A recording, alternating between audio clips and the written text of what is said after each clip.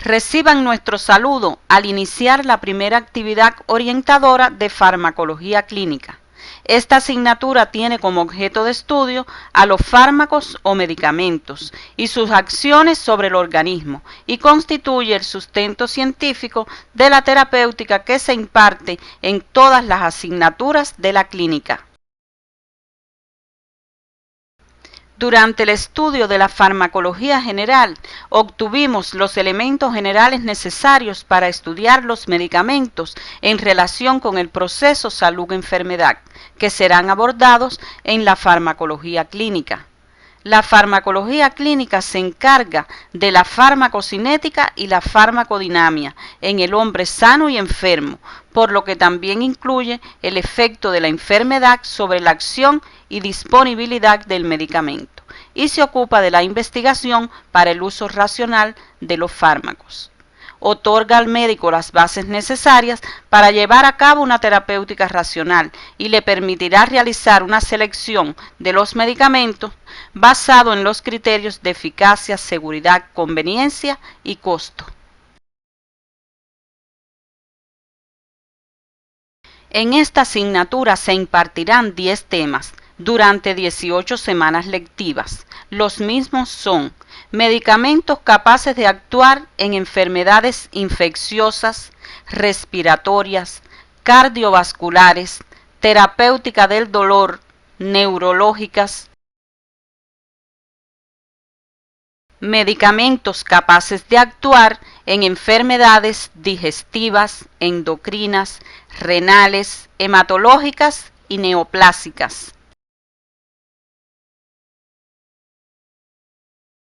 Las formas de organización de la enseñanza a utilizar en la asignatura serán las siguientes: el encuentro docente, el cual se desarrolla en el aula multipropósito y contempla la orientación del contenido, el seminario integrador y el taller.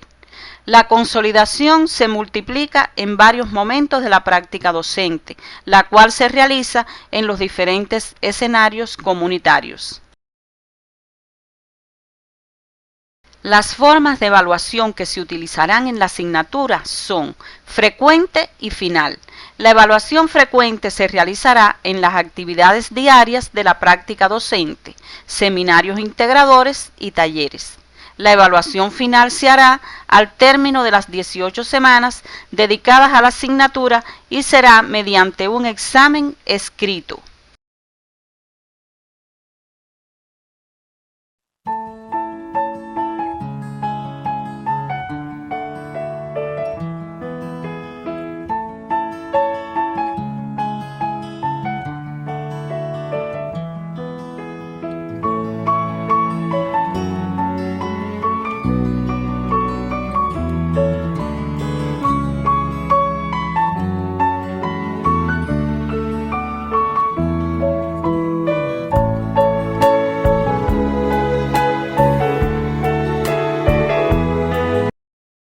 Los objetivos de este tema son: explicar el uso de los antimicrobianos en la práctica médica a través de su espectro de acción, su principal mecanismo de acción, características farmacocinéticas, efectos indeseables e interacciones medicamentosas.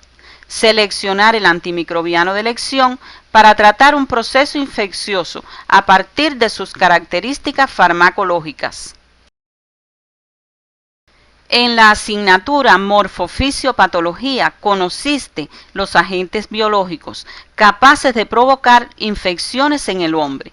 Es el caso de bacterias, virus, hongos, protozoos o helmintos, frente a los que el hombre ha luchado durante siglos.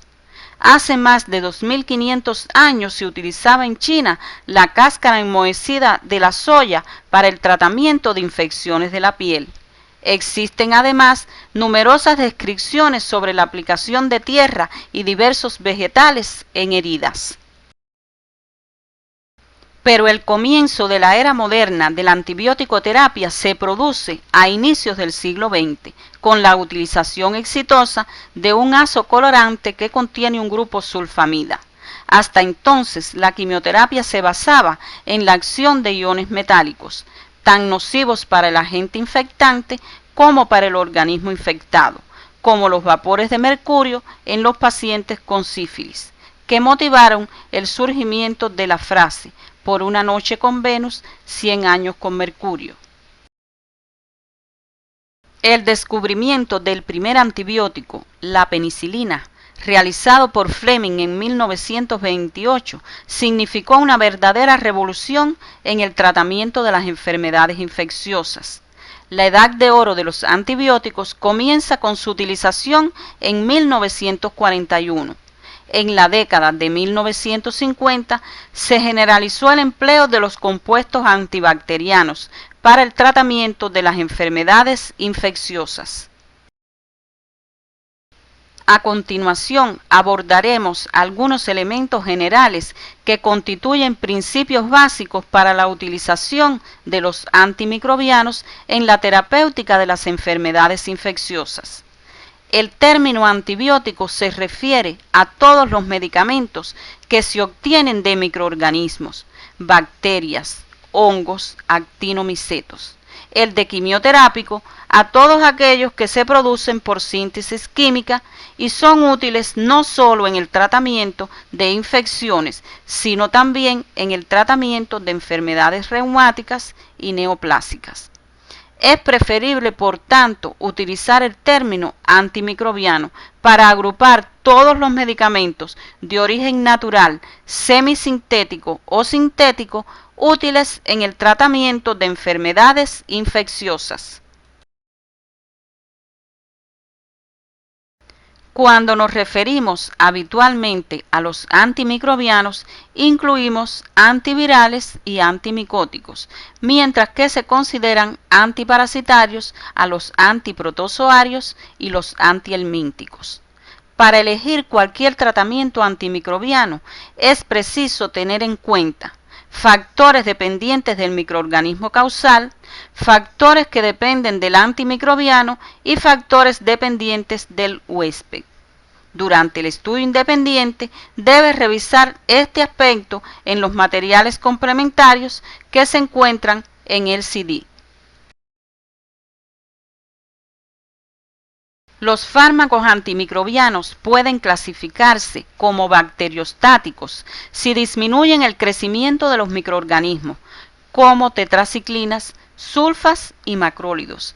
Se consideran bactericidas aquellos que destruyen o eliminan totalmente los microorganismos, como penicilinas y aminoglucósidos.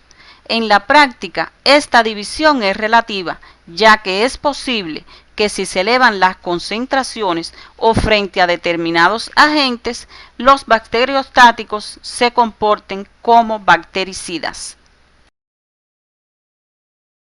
El espectro antimicrobiano es importante tenerlo en cuenta, ya que ningún antimicrobiano es efectivo frente a todos los microorganismos y por su actividad frente a estos pueden ser de espectro amplio, intermedio o reducido. Siempre que sea posible se utilizarán estos últimos, ya que los de espectro amplio provocan con mayor frecuencia superinfecciones secundarias a la afectación de la flora normal. Muy relacionado con el espectro está el término de concentración inhibitoria mínima. Es la concentración más baja del antimicrobiano que impide el crecimiento visible después de 18 a 24 horas de incubación. Mientras menor sea la concentración inhibitoria mínima, más activo será el antimicrobiano frente a ese microorganismo. Por último, es importante hacer referencia al término resistencia. Es el fenómeno mediante el cual una bacteria deja de ser afectada por un agente antimicrobiano. Se considera que un microorganismo es resistente cuando las concentraciones requeridas de las drogas para inhibirlo o destruirlo son superiores a las que se pueden alcanzar con seguridad. No existen antimicrobianos de los que se utilizan en la actualidad, ante los cuales los microorganismos no hayan desarrollado resistencia, lo que constituye un problema global que disminuye las opciones terapéuticas tanto para infecciones hospitalarias como las de la comunidad. Por su importancia, debes revisar este aspecto en el libro de texto y los materiales complementarios que se encuentran en el CD. Los fármacos de este grupo son eficaces gracias a su toxicidad selectiva, lo que constituye el principio fundamental de la terapéutica antimicrobiana, y es posible por las diferencias que existen entre las células de los agentes causales de la infección y las de los seres humanos. Según su mecanismo de acción, los antimicrobianos pueden clasificarse en inhibidores de la síntesis de la pared bacteriana, penicilinas, cefalosporinas y otros beta-lactámicos, glucopéptidos y fosfomicinas. Los que afectan la permeabilidad de la membrana citoplasmática del microorganismo, polimixinas y antimicóticos como anfotericin B y nistatina. Los antimicrobianos que actúan a nivel ribosomal inhibiendo la síntesis de proteínas, aminoglucósidos y tetraciclinas en la subunidad 30S, anfenicoles, macrólidos y lincomicinas como la clindamicina en la subunidad 50S. Antimicrobianos que afectan la síntesis o el metabolismo de los ácidos nucleicos, quinolonas y fluorquinolonas, rifampicina, metronidazol, y antivirales como el aciclovir. Antimicrobianos que actúan como antimetabolitos y bloquean la síntesis de ácido fólico, sulfonamidas, diaminopirimidinas y trimetoprim.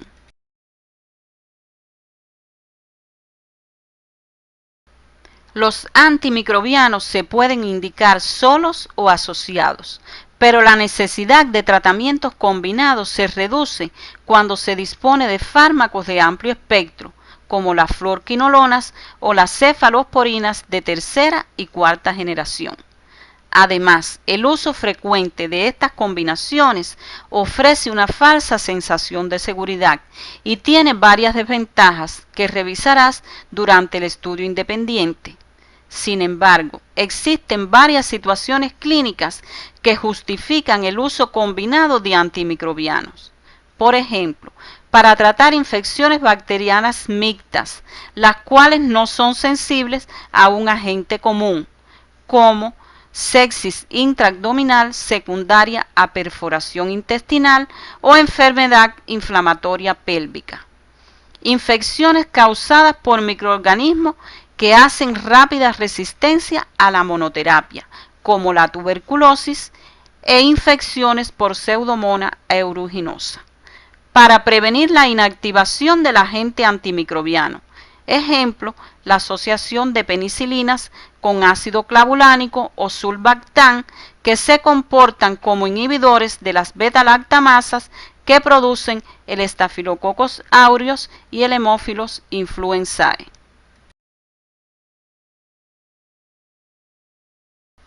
En infecciones donde la gente pasa por diferentes estadios de evolución y no existe un medicamento capaz de actuar con eficacia en todos, el paludismo. Para lograr un efecto sinérgico que supere la actividad individual de cada droga, sulfamethoxazol bacteriostático más trimetoprim bacteriostático, el clotrimoxazol bactericida, para disminuir las reacciones adversas del antimicrobiano más efectivo, anfotericin B y flucitocina, en meningitis por Cryptococcus neoformans.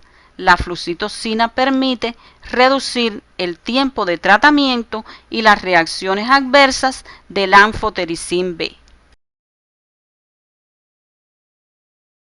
A continuación, orientaremos el estudio de los antimicrobianos indicados en el tratamiento de enfermedades como el paludismo, la amebiasis, giardiasis, leishmaniasis, toxoplasmosis, enfermedad de Chagas y las helmintiasis más frecuentes.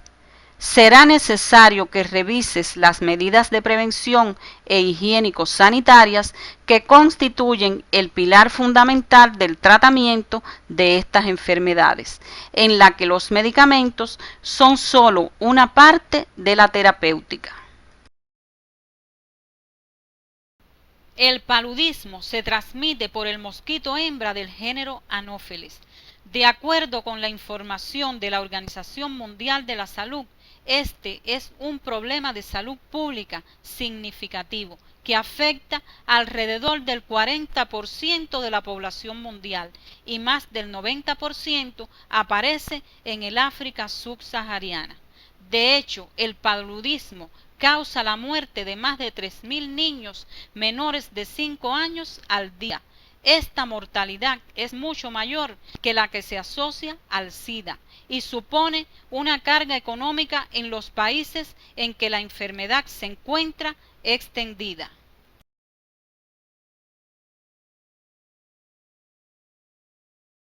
Si recuerdas lo estudiado en morfofisiopatología con relación al agente causal del paludismo, sabrás que este se produce por especies de Plasmodium, como el vivax, malaria, oval y falciparum, que es el más peligroso de todos.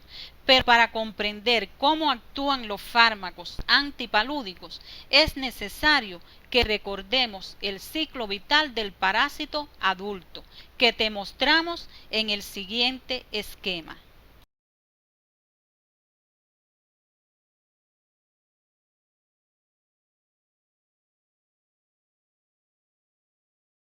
Para tratar el episodio agudo de paludismo se utilizan los esquizonticidas hemáticos. En este grupo se encuentran la quinina, mefloquina, cloroquina, pirimetamina y proguanil, tetraciclina y doxiciclina. Otros compuestos eficaces son artemeter y artesunato. Fármacos que producen curación radical: los esquizonticidas tisulares, que actúan sobre los parásitos en el hígado, como la primaquina. Fármacos para la quimioprofilaxis, conocido como profilácticos causales, al bloquear el vínculo entre la fase exoeritrocítica y la eritrocítica, como mefloquina, cloroquina, pirimetamina, proguanil, daxona y doxiciclina.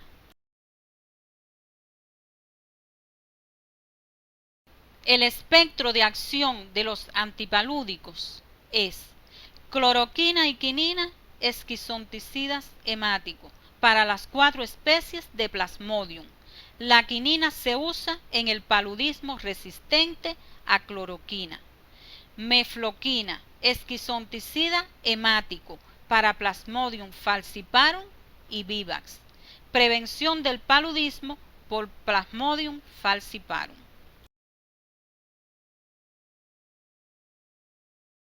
Artemisina, artesunato y artemeter, esquizonticida hemático, para Plasmodium falciparum y vivax.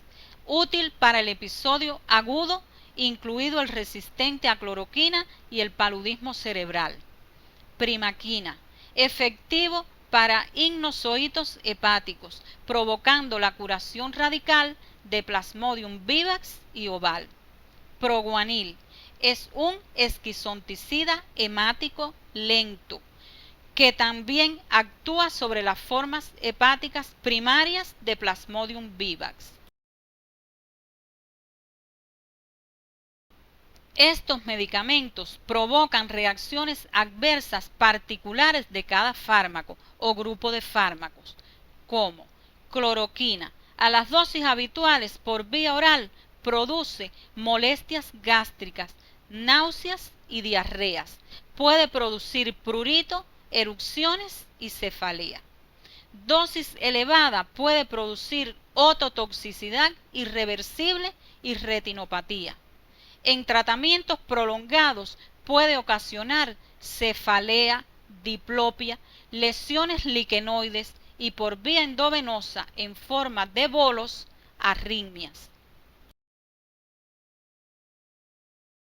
Cuando la quinina se administra repetidamente a dosis terapéuticas, puede presentarse sinconismo, caracterizado por acúfenos, cefalea, disminución de la agudeza visual y auditiva, vértigos, náuseas y diarrea.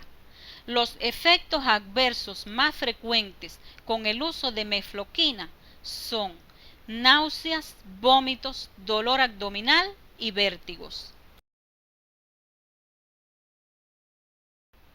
Con el uso de primaquina, las reacciones adversas más frecuentes en sujetos caucasianos son las molestias gastrointestinales.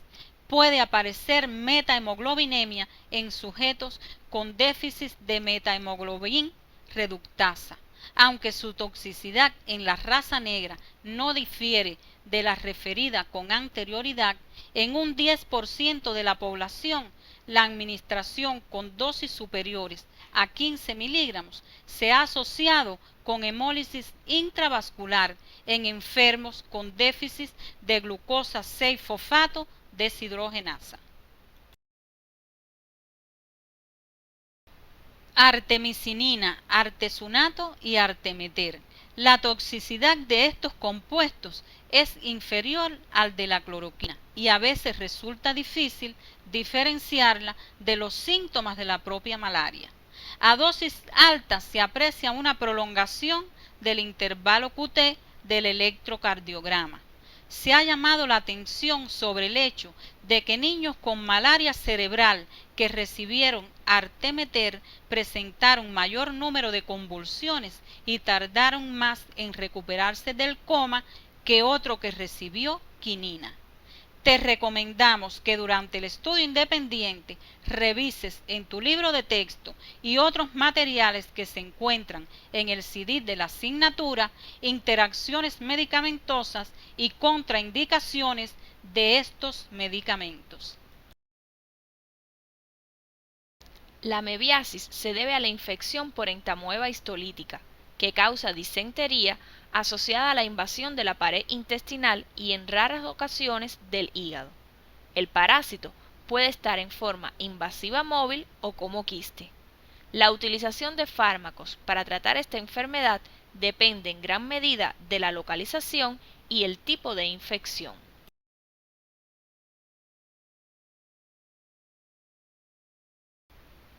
Los principales fármacos utilizados son metronidazol o tinidazol, efectivo frente al protozoario en la luz, la pared intestinal y localizaciones extraintestinales, y la diloxanida, que es un agente solo efectivo en la luz intestinal.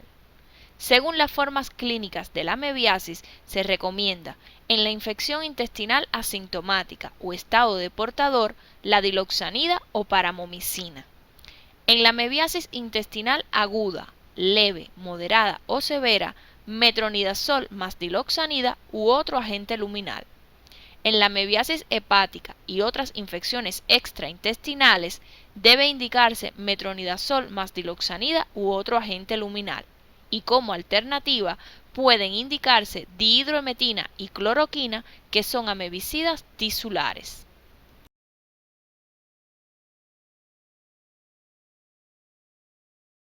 El metronidazol es un derivado de los nitroimidazoles que posee un amplio espectro de acción.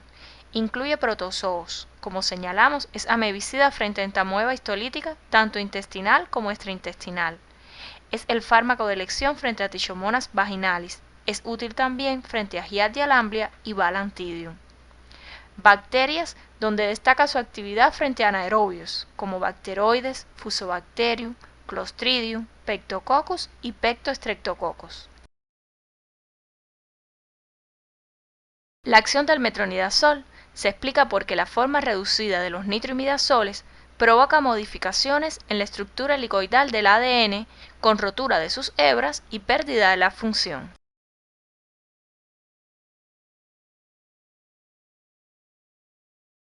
En general, sus reacciones adversas no son graves y su incidencia es baja.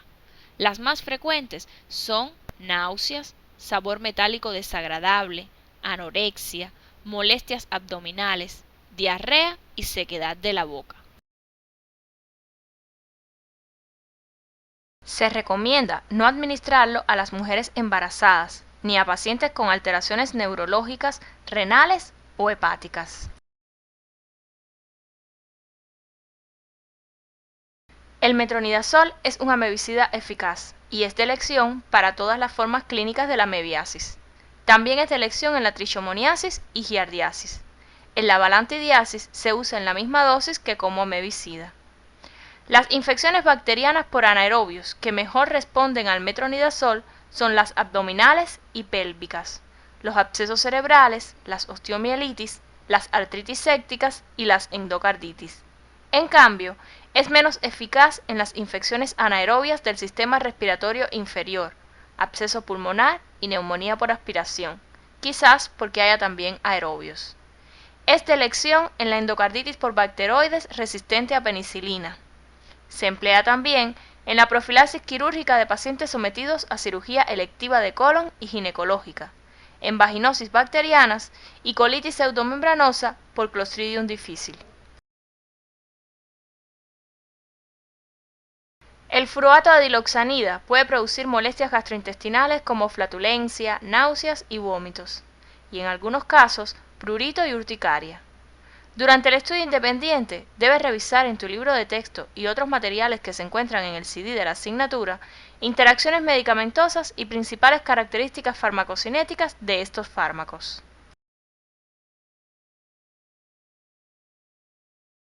La giardiasis es una infección del intestino delgado producida por el protozoo Giardia lamblia. Puede ser asintomática o acompañarse de abundante sintomatología intestinal a la que se suma a menudo intolerancia a la lactosa. Se transmite por contagio directo o indirecto por los alimentos o el agua. Son de elección la quinacrina, metronidazol, tinidazol y furazolidona.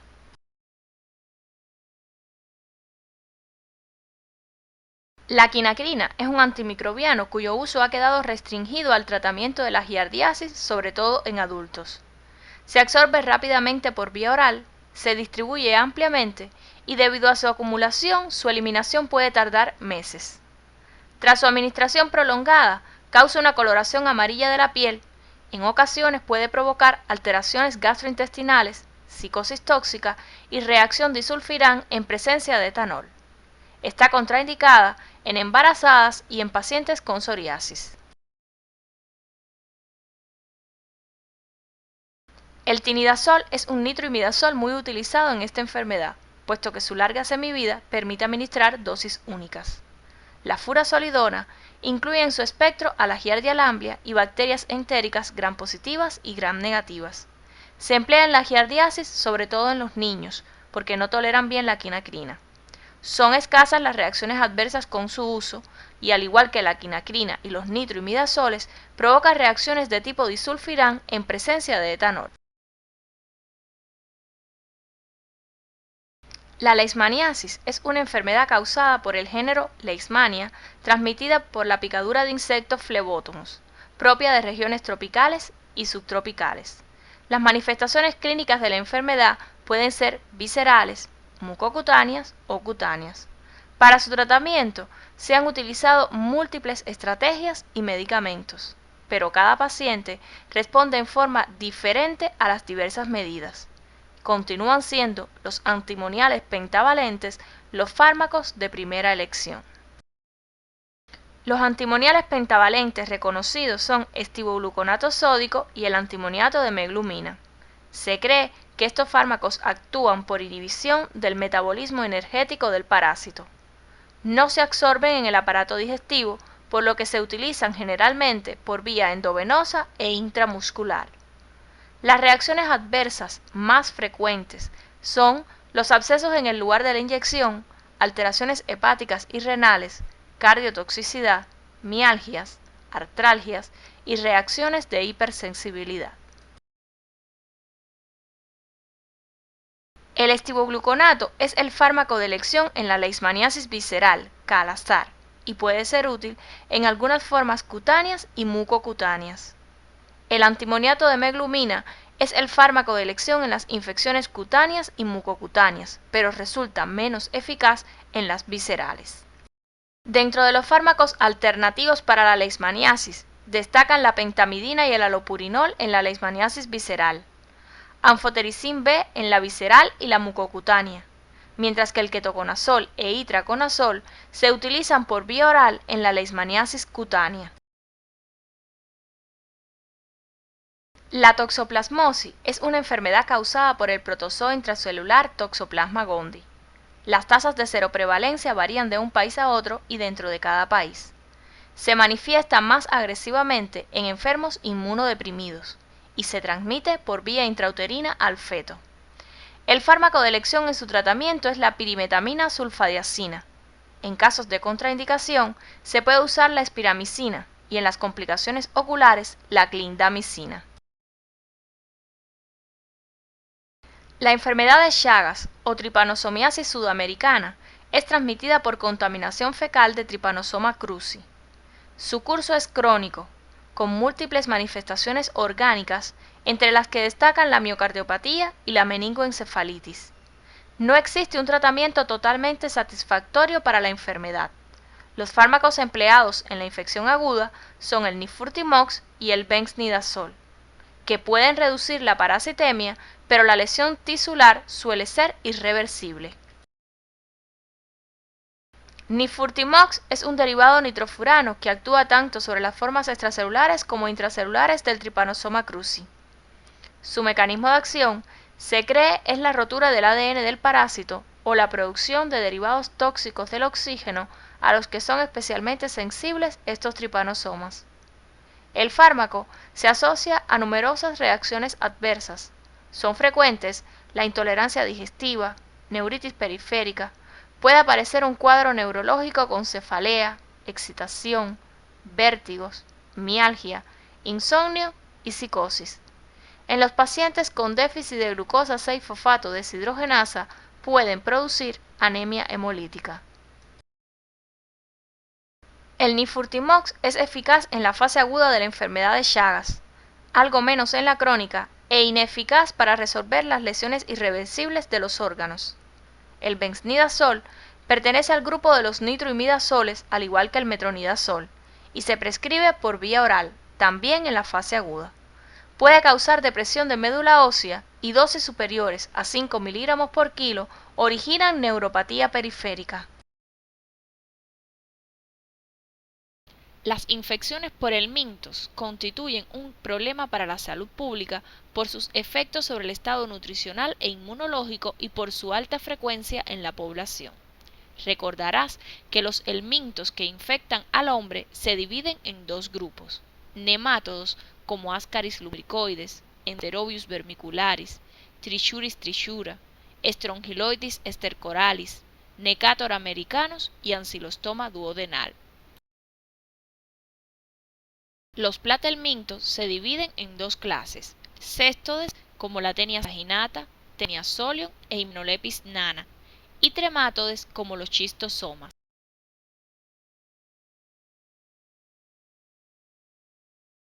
Es importante que el tratamiento de las parasitosis más frecuente se realice teniendo en cuenta el fármaco de elección. En la infectación por Ascaris lumbricoides, los fármacos de elección son el paumato de pirantel y el mebendazol, al igual que en la infectación por uncinarias. En el Strongyloides stercoralis son fármacos de elección el tiabendazol y la ivermectina, y en Trichuris trichura se prefiere el mebendazol. Para el Enterobius vermicularis son fármacos de elección mebendazol, paumato de pirantel e ivermectina. Para la Taenia saginata el fármaco de elección es la niclosamida, mientras que para Taenia solium, Hypnolepis y schistosomas es el praziquantel el antiparasitario de elección. En la filariasis se recomienda la dietilcarbamazina y la ivermectina.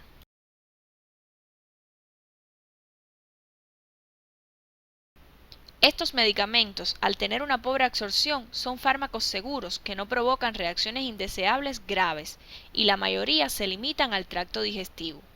Dolor abdominal, diarreas, anorexia, náuseas y vómitos. La ivermectina puede causar reacciones de hipersensibilidad, mientras que el paumato de pirantel provoca enrojecimiento de la piel y fiebre. Debes revisar en el libro de texto y otros materiales que se encuentran en el CD de la asignatura las interacciones medicamentosas y contraindicaciones de los fármacos antihelmínticos.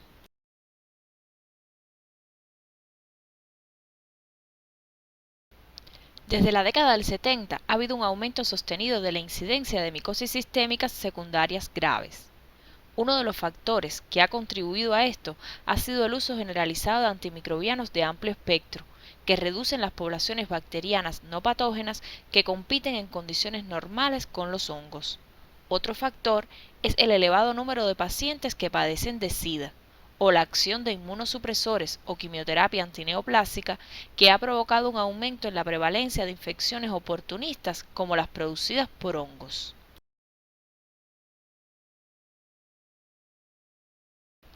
Las infecciones por hongos se denominan micosis y se dividen en superficiales y sistémicas. Las primeras afectan piel, uñas, cuero cabelludo y mucosas y pueden ser dermatomicosis producidas por Trichophytum, Microsporum y Epidermophytum y las candidiasis que afectan fundamentalmente la mucosa de boca, vagina o piel. Las sistémicas afectan tejidos y órganos más profundos y pueden ser provocadas por cándidas, criptococos, aspergilos, blastomices, histoplasmas, entre los más frecuentes. Según la estructura química y la acción sistémica o tópica, los antifúngicos se clasifican en antibióticos de estructura poliénica como el anfotericin B para la vía sistémica y tópica y la nistatina por vía tópica, y de estructura no poliénica la grisofulvina por vía sistémica.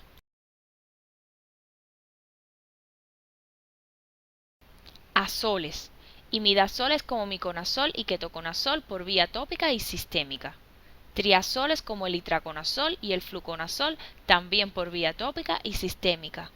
Alilaminas como la terbinafina, que puede ser utilizada por vía oral y por vía tópica. Pirimidinas fluoradas como la flucitosina solo para la vía sistémica. Para uso exclusivamente tópico se encuentran el bifonazol, el clotrimazol, el ecoconazol, entre otros antifúngicos. El anfotericin B es uno de los antimicóticos más empleados. Con la infusión endovenosa son frecuentes anorexia, náuseas, vómitos, diarreas, dolor epigástrico, fiebre en el 50% de los pacientes tratados, escalofríos, cefalea, dolor muscular y articular. Se describe además la nefrotoxicidad por vasoconstricción de las arteriolas renales y anemia normocítica normocrómica. Todos los azoles pueden causar trastornos gastrointestinales cuando se utilizan por vía oral. El ketoconazol puede causar ginecomastia, disminución de la libido, de la potencia sexual, azospermia y en las mujeres irregularidades menstruales. Además, se ha descrito hepatotoxicidad por vía oral en tratamientos prolongados. Por último, el miconazol puede provocar toxicidad cardíaca y neurológica cuando se administra por vía endovenosa.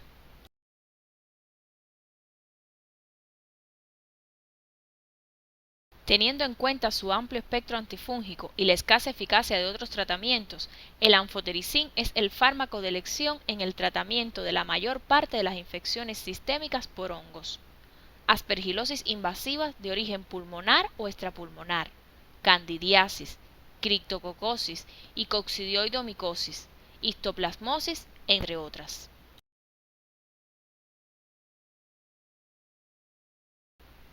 El ketoconazol es activo frente a varias especies de hongos que producen micosis profundas y diseminadas, pero en muchas de ellas su actividad por vía oral es inferior a la del anfotericin B, por lo que queda como fármaco de segunda elección. Está especialmente indicado en las micosis de mucosas y piel por cándidas. El fluconazol en infecciones micóticas sensibles a anfotericin B cuando aparece toxicidad renal. En el SIDA, para evitar recidivas, debe administrarse fluconazol por vía oral, siendo necesaria la administración del fármaco indefinidamente en la mayor parte de los pacientes. El itraconazol posee actividad sobre muchos hongos patógenos. Se ha utilizado con buena respuesta en el tratamiento de las meningitis por coccidioides, en infecciones resistentes al tratamiento convencional. La nistatina es el fármaco de elección para el tratamiento de las candidiasis de localización bucofaríngea, esofágica, intestinal y vaginal. La grisiofulvina constituye el fármaco de elección en el tratamiento de infecciones por Microsporum, Epidermophytum y Trichophytum, mientras que la terbinafina tiene gran eficacia en el tratamiento de onicomicosis, tiñas, candidiasis cutánea y pitiriasis versicolor. Te recomendamos que durante el estudio independiente revises en tu libro de texto y otros materiales que se encuentran en el CD de la asignatura el mecanismo de acción, interacciones medicamentosas y contraindicaciones de los fármacos antimicóticos estudiados. Se reporta el uso de las plantas medicinales en estas enfermedades infecciosas. Como antimicótico para uso tópico, Allium sativum, ajo, Cimbobon citratus, caña santa, Matricaria recutita, manzanilla.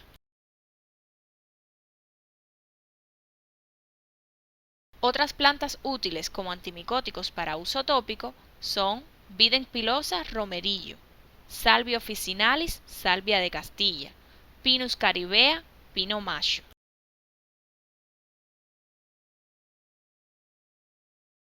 Con propiedades antihelmínticas, Allium sativum, ajo, y Cucurbita pepo, calabaza. Como amebicidas, el Allium sativum, ajo. Te recomendamos indagar en tu comunidad sobre otras plantas útiles en estas indicaciones. Al finalizar la actividad orientadora podemos arribar a las siguientes conclusiones. Los antimicrobianos constituyen un grupo de numerosos fármacos eficaces gracias a su toxicidad selectiva. Constituyen uno de los mayores avances en el campo de la terapéutica, pero su indiscriminada utilización ha traído nuevos problemas como la resistencia. El tratamiento de las enfermedades infecciosas causadas por protozoos y helmintos incluye medidas preventivas, higiénico-sanitarias y el empleo de antimicrobianos específicos teniendo en cuenta su espectro de acción, seguridad, conveniencia y costo. Las infecciones fúngicas han experimentado un aumento en su frecuencia en los últimos años. El éxito en su tratamiento depende de la corrección de los factores de riesgo asociados en cada paciente y el empleo de antimicóticos específicos que difieren en las micosis superficiales y en las sistémicas.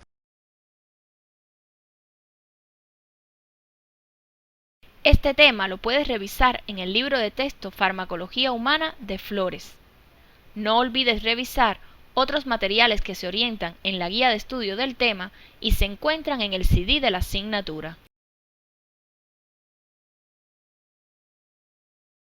La infección por el VIH es una epidemia que afecta a más de 60 millones de personas en el mundo y es una de las principales causas de muerte en individuos jóvenes. En la próxima actividad orientadora estudiaremos los fármacos que se emplean en la terapia antirretroviral que han conseguido mejorar la supervivencia y la calidad de vida de las personas infectadas con el VIH. También abordaremos otros medicamentos indicados en infecciones virales y bacterianas frecuentes.